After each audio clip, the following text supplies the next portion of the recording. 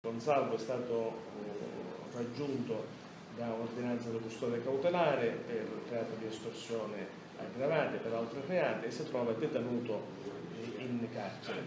Un figlio si trova detenuto invece agli arresti domiciliari. Si tratta di un'operazione di polizia di accertamenti molto minuziosi condotti dalla squadra mobile della questura di Ragusa che hanno portato a questi arresti, e ora la DIA ha eseguito questa misura patrimoniale dopo aver fatto un attento lavoro ragguagliando i redditi provenienti dall'attività lecita con il patrimonio che questa famiglia aveva acquisito.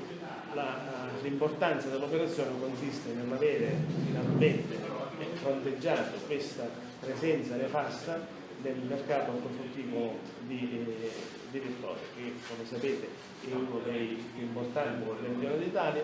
In questo mercato ortofrutticolo i Gonzalo imponevano ai commercianti l'acquisto delle loro cassette per poter conservare i prodotti ortofrutticoli che commerciamo.